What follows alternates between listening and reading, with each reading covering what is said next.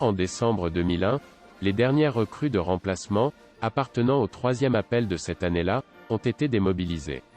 Ainsi se termina une longue tradition dans le corps, dans laquelle des soldats de toute l'Espagne servaient dans les unités situées dans cette caserne. Le service militaire était essentiel pour maintenir les unités opérationnelles, mais il remplissait également une fonction sociale importante.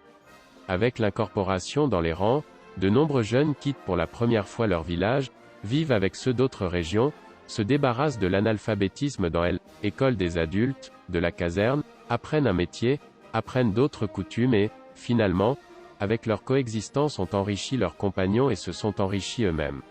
Au cours de cette coexistence, des relations se sont développées et des liens se sont créés entre eux qui ont duré longtemps après leur sortie. Beaucoup sont fiers d'avoir servi dans le corps et y restent liés par le biais d'associations d'anciens combattants. Cette zone est dédiée à la vie des remplaçants qui ont effectué leur service militaire à la caserne. Les éléments suivants ressortent. Lit d'une chambre et casier, c'est l'espace que partageaient deux soldats. À l'intérieur du box-office, entre autres, sont exposés la poupée qui était le cadeau caractéristique des sœurs et des petites amies, et la canne de Aguelo, un soldat très vétéran qui est sur le point d'obtenir son diplôme. À côté de la billetterie se trouve une affiche faisant référence à la Mili, avec une partie du vocabulaire caractéristique utilisé par les troupes. Au bivouac, un mannequin de soldat est affiché à côté de sa boutique de ponchos. Cette tente était un espace partagé pour dormir avec 4 autres compagnons. Le même modèle de magasin a également été utilisé par les officiers et les sous-officiers.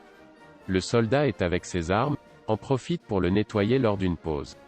Il porte un uniforme vert ensergé, des bottes à 3 boucles et un poncho avec le camouflage amibe.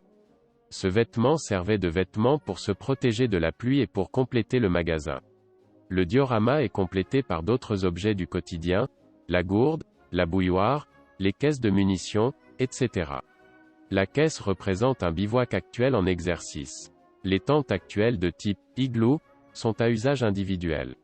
Sur le côté gauche, on trouve une porte dans laquelle se reflètent les graffitis du personnel de remplacement en souvenir de leur passage dans la caserne.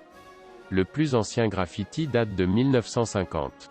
La porte vient du nord d'accès au toit et est gravée des deux côtés.